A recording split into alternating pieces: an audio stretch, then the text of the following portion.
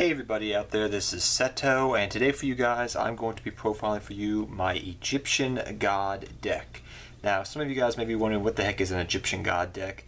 I did profile this on my channel a couple of months ago and you guys really seemed to like it, so, and the concept of it and everything, so I decided to update it for you guys. There were some new cards that came out of the movie pack a couple of weeks ago out of Dark Side of Dimensions, and I updated for you guys. I've been playtesting it a little bit more, trying to make it a little bit more consistent. I mean, you do have to keep in mind, guys, that I built this entire deck from scratch. There's no real template out there of how to build an Egyptian God deck. There's some wonky builds you can see online and on YouTube and on forums, but nobody really has come up with a formula, and I had to build this entire deck from scratch. So any criticism is welcome, and I know some people try it out, they're like, oh, it's a horrible deck, but I mean, it's an Egyptian God deck. It's not going to be super consistent. It's for fun. It's not for like competitive play. You're not going to take this to a YCS or regionals. This is for you and your buddy at locals to freaking play around and, you know, have a whole bunch of fun with summoning an Egyptian God. That's the point of this deck. So it's not a competitive deck. Please understand that. But without further ado, guys, let's get started. So first off, we run our 3 Egyptian God cards. Now, I switched out my old Slifer the Sky Dragon, which I had here originally in the deck, for the new one that came out of the movie pack, because the artwork on this card looks amazing. I mean, I love the alternative artwork for this. It's amazing looking. But yeah, I'll probably switch it out, but for this deck profile I want to switch this one in because it looks so nice. But we have Obelisk the Tormentor, Slifer the Sky Dragon, and 2 Winged Dragon of Ra's. Hopefully Winged Dragon of Ra gets an alternative artwork form besides this one. I would really like to see that. But the 2 Winged Dragon of Ra's, we'll talk about that in a second, but Obelisk is really good.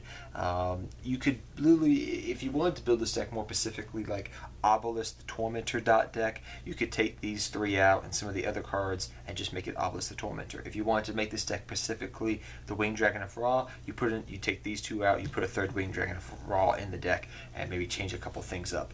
Literally, that's how it can work. For Slifer the Sky Dragon, it's a little bit difficult. You would have to more gauge the deck to your hand, you know, size and whatnot. But I haven't gone into doing that. But I do like him. He is useful though. But Obelisk is a good card. Slifer's a pretty good card. Obelisk is the best. Ra is the 2nd. Slifer's the 3rd. But Slifer can put in work, and I mean a lot of work, and it has done me that a lot of times in some matches. But yeah. And like my friends and I always joke, this is the fake Winged Dragon of Ra, and this is the real one. Just like from the anime when Odin got struck by lightning, this is the fake one. But yeah, you have 4 Egyptian God cards.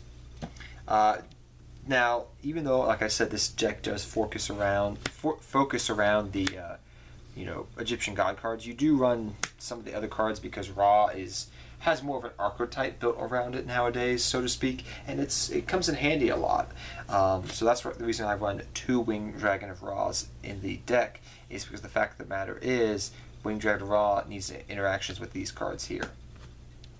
So we run 2 the Winged Dragon of Ra Sphere Mode. Sphere Mode is really good. It really helps against decks that are very combo oriented, where they make big fields, you know, with 3 monsters or more, and you can just go tribute them off with the Sphere Mode. Tribute them off, give them the big golden chicken egg on your turn, you get it back. You know, on your next turn you get it back. You tribute it off for Winged Dragon of Ra with 4,000 attack, and then if you already got, you know, Immortal Phoenix in the graveyard, you're good to go, man. I mean, you can just start looping things if you're not going to kill your opponent that turn. If they try to destroy it, they're like, oh, well, bring this out, then bring this out, then bring Winged Dragon of Ra out, and then do this and do that. It gets crazy, man, but it's really good. I do like the 1 Phoenix mode. You can bring it out, and it's very useful. Usually you send it to the graveyard by some means, like Foolish Burial. You have a whole bunch of ways, and if you do get it in your hand, you can discard it, so you do run it for that reason. And Sphere Mode is really useful too, but like I said, for getting, you know, Pendulum deck, you know, whenever you tribute those cards off, get the Sphere Mode out, tribute it, bring a Winged Dragon of Ra out. So yeah, we run those guys. Next we run 3 Ra's Disciple. This card should be, I don't know yet, should be getting a reprint in like Legendary Collection 3, because I brought these cards back in the day, but now they're like $6-7 a piece. Just for a single one, it's like $8, which is, I wouldn't say it's super pricey, but for building a fun deck, you know what I mean. But really good card. So this is your main way of getting Egyptian Guard cards out. So pretty much you go Ra's Disciple, and then you can special summon from your hand or deck more Ra's Disciple from your hand or deck, like that. And then what you can do is the main key card of this deck that it really is necessary that you get to this card as soon as possible is Advanced Draw, because you can get these 3 out, activated Advanced Draw, which gives you an additional Tribute Summon. So you can get these 3 out, activate Advanced Draw, and Tribute Summon these 3 off to get whatever God card you want, like Obelisk the Tormentor, or Winged Dragon of Ra, or Life of the Sky Dragon. It's up to you, but because of this card you can go normal, special, special, special, this. Problem is, however, I will admit with Ra's Disciple, is you do have to watch out for things like Fiendish Chain, Effect Veiler, Solemn Strike. But the thing I've also noticed is if people, they never played against this deck before, they're like, oh, well, I don't know what he's doing exactly. And that sometimes gives you the advantage. They may retain those cards and not activate them. But if they've played against the deck before, they know what to expect. Next we run, I have to admit, one of the most underrated cards in this entire deck. And that is Marshmacaron. What the heck does this card do? Well, it came out of the Dark Side of Dimensions movie pack a couple of weeks ago, and me and my buddies were joking about it at locals. They're like, you should run it in that random God deck you play. And a couple of buddies online messaged me, and I was like, let's try it out. So I tried it out, and my gosh, this card is amazing in this deck. I've had people freaking waste Solemn Strikes on this card. It's very funny. So what does Marshmacaron do? Now, I will admit one thing before I get into the benefits of this card. Pray to the Egyptian God cards in your deck that you do not run into a monster that does piercing damage with this. Otherwise, you're up the creek without a paddle. But onto the benefits now. Marshmacaron states that it cannot be destroyed by battle or by card. Well, excuse me. Let me rephrase that. I was thinking something else, a different card in the deck. Marshmacaron states that when it's destroyed by battle or by card effect, you can special summon from your deck or your graveyard or your hand even up to 2 other Marshmacarons. So, for example, if you set one Marshmacaron, your opponent regekis it, they destroy it by battle, whatever, it goes to the graveyard. Oh, I can special summon up to these 2 other Marshmacarons I had in my deck. Oh, you destroy one. Okay, I'm going to bring back the other one. Oh, you got more monsters now? Oh, you destroyed both of them, by regeki? Oh, okay, I'll bring another one out. Oh, you destroy that? I'm going to bring 2 more out from my graveyard. It recycles itself. It just keeps recycling, and it's a stall-tastic card. And that's why people Solemn Strike it, because it keeps stalling out.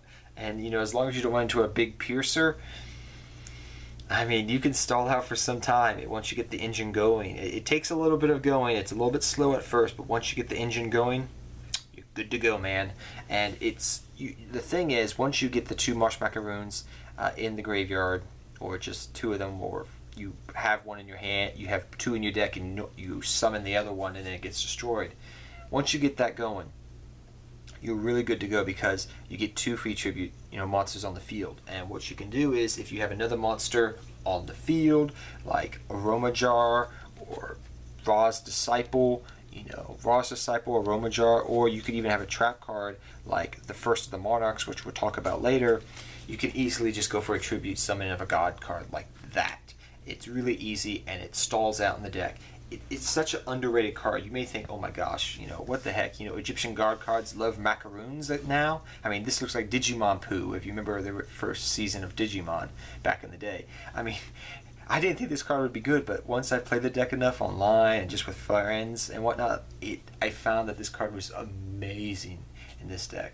I'm not trying to hype it up or anything, but it's a really good card, and it's really underrated, I feel like, in this deck. So try it out. I promise you, you'll be laughing your butt off when you start playing this card, but it does work. So 3 Marshmacarons. That's your other tribute file. Then we run 2 Aroma Jar in the deck. This is our last monster we run in the deck. Aroma Jar, the reason we run the Aroma Jar over things like Spirit Reaper and other cards like Marshmacaron that don't get destroyed by battle is because Aroma Jar, he says this card cannot be destroyed by battle. But when it's face up on the field, by flip effect, you gain 500 life points per turn on each of your you and your opponent's turns. So on your turn you gain 500, on your opponent's turn you gain another 500 life points. And you may say, well, 500 life points, that's nothing. That adds up because those life points are adding up to OTK, possibly with the Winged Dragon of Ra, because you can use Ra's effect to literally go, okay, I pay all my life points, I go down to 100 life points, and now I'm going to OTK you. And if you get like 1,000 extra life points, well, that's 1,000 extra more attack for Ra, literally. You know, I mean, what can you say? I mean, it's pretty good. And it's a star card as well until you get tribute fodder. So you use it as tribute fodder, as star card. And do keep in mind, guys, we do run, you know, a couple of one-ofs, you know, level 1 cards. So we do run the Marshmacaron and Aroma Jar. Those are both level 1s. That's why we run 1-for-1 in the deck, also as discarding outlets, because sometimes it's a good idea if you get Marshmacarons in your opening hand, maybe to send them to the graveyard to set up for, you know, Startasticness with Marshmacaron. For your spell cards, you run literally, I have to say, the heart and soul of the deck, Card Advanced. Now, I know some players like running like things like Plague Spreader and things of that nature, but you're not really synchroing in this deck. You're not going to go for synchro summons really in this deck. That's not what it's geared for. It's geared for getting tribute fodder on the field of 3-ofs and just summoning God cards and beating your opponent over the head with God cards. That's what it's supposed to do. And Card Advance is the main card you really need to get to. So that's why you run things like Pod Duality, Upstart Goblin. You try to thin your deck out as quick as you can to get Card of Advance. If you get both in your opening hand, do not feel afraid to use one right away, because usually you can just stack your deck in a way, you know, to get the good cards you need at the moment. So yeah, it does come in handy. But I do like the 3-card advance. Pretty much once you get your 3 monsters out by Winged Dragon of Ra, whatever means, you just go, okay, card advance. I get I contribute summon an extra, you know, this turn as well. So yeah, it's really good, and you get to look at the top 5 cards in your deck and arrange them in any order and get that extra tribute summon. So it's really, really, really good, and definitely a very important part of the deck, especially with Ra's Disciple. Next we run the True Name. Now, I used to run 3 of this card, but it does get a little bit cloggy. I know some people were talking about it. Some people said you should just run 1 of it. Some people said you should run none of it. You know, none of this card at all. Personally, I find 2 of is a good number. This card searches out your divine monsters, so to speak. So, Winged Dragon of Ra, Obelisk the Tormentor, Slifer the Sky Dragon. It also can help you search out things like this Phoenix, Winged Dragon of Ra Sphere Mode, because you can search it out and then just tribute off your opponent's monsters as well. And it works well with Card Advance and a couple other cards in the deck, like I'll talk about Feather of the Phoenix as well, but it mainly works with Card Advance. This card works in combination with Card Advance to draw a card off of it, so you're 1-for-1ing, and then also search out an Egyptian Guard card or special summon an Egyptian Guard card to the field. That is what True Name does. So it's a very powerful card if you use it correctly, I would say. And it's based off the anime too, which is kind of cool, from the Battle with Zork, the Dark One. Next we run another key combo piece in the deck is 2 Mound of the Bound Creator. This is hopefully another card that does get a reprint in the Dragons of Legend 3 for anybody that wants to play this deck, because this card is about $10-15 right now. I think it was. It's always been like a somewhat expensive card, like $10-11 or whatnot. But you run 1 Terraforming, so I went with the old theory with like Sky Iris for Magician Pendulums and other type of things of that nature. The Terraforming helps thin your deck out. You really want to get to this card, but you don't need to run 3 of it. But like I said, I went with the concept like have 2 of the card and have a Terraforming to search it out, thin your deck out. You get the idea. Kind of like Sky Iris and Mausoleum of the White, like I've done before. Mound of the Bound Creator is literally can be Gaga Cowboy on. If Gaga Cowboy and some crazy non-targeting card had a baby, this is what it is as a field spell. So pretty much it states that your God card, your divine monsters cannot be targeted or destroyed by battle. They literally cannot be destroyed, pretty much. Also, when you destroy an opponent's monster by battle, you inflict 1,000 life points to them directly when it goes to the graveyard. So it does come in handy. I believe it's by graveyard or it's just destroyed by battle. I forget off the top of my head. It's been a while since I've read the complete text. But yeah, that's pretty much what it does. It protects your God cards from being destroyed by stupid stuff, or being castelled, or whatever. So yeah. Next up, we run our 3-pop dualities.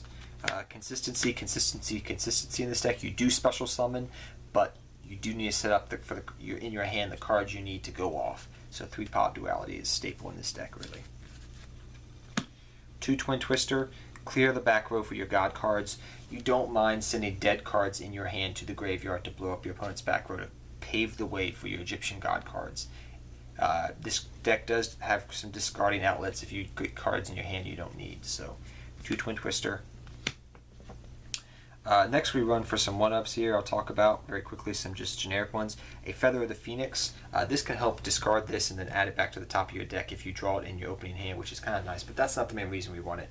It's another way of setting a card on top of your deck and activating True Name, so you can reuse a good card that you have in your graveyard, like an Upstart Goblin or whatever the case may be. You know, it's a good card you need, put it on top of your deck, activate True Name, go off. So there's multiple versatilities of this card.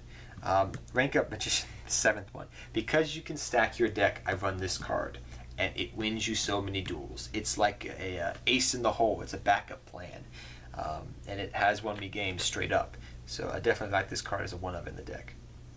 Rank Up 7, the Master one, because you can bring out C101 and you can bring out C104, which are the 2 main ones I really like going into in the extra deck. So yep. 2 of those guys. Next, we run for your one-ofs. 1 1-for-1, 1 Upstart Goblin, 1 Foolish, and 1 Regeki.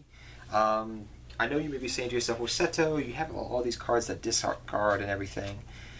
You know, like even the True Monarch, you have to discard a card to make it a divine monster for tribute fodder. But you don't really mind sending your, if you get an opening hand of a whole bunch of God cards or dead cards in your hand, it doesn't matter if you're discarding those cards. If you're making an invincible God card that can't be targeted or destroyed, it can win you the game outright if your opponent doesn't have a Twin Twister or something.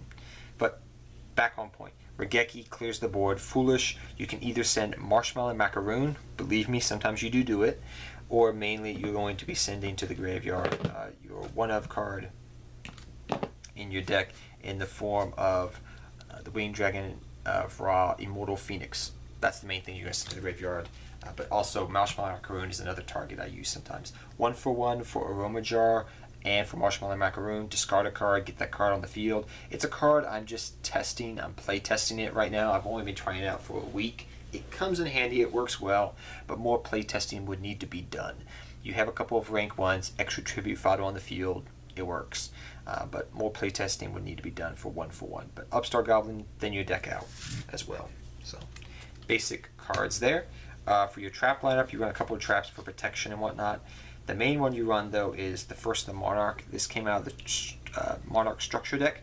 It's a pretty good card, so pretty much what I can do is I can special summon this card to the field. It's a 24 defense. It's a monster trap. So pretty much you can discard a card from your hand, bring him out on the field in defense mode. I can say Divine Monster, make him a Divine Monster, and now he counts as 2 tribute summons, which is really nice, because literally what you can do is like, oh, okay, this is 2 tribute summons. I have a Aroma Jar on the field, or maybe I have a Marshmacaron or whatever. I go, oh, okay, tribute for Ra or Obelisk or whatever. So it's another way of getting more tribute fodder on the field in the form of 1 card becoming 2 tribute fodders. But like I said, I know a lot of you guys probably saying, well, there's so many discarding outlets, with Twin Twister and all this, but once you play the deck enough, you'll say, it balances itself out pretty well. So, yeah. Lastly, guys, we run our Solemn Brigade, 2 Solemn Strike, Solemn Warning, and Bottomless Trap Hole. Just good generic trap cards that you can run in the deck. And lastly, guys, we do run our extra deck monsters, which are pretty much, give me a second here, C101, which comes in handy. 101, so you can go into C101, and then number 104 to go into C104, which are pretty good cards. You can run other cards in the deck, but these are the main ones I really run because I never go into the extra deck. But I hope all of you guys enjoyed this deck profile. I had fun doing it, And go Egyptian God cards. I mean, this is a very fun deck to play in casual play, guys. But till next time, take care, have fun dueling, good luck dueling, and I hope all of you guys enjoyed this Egyptian God deck profile. Take care, everybody.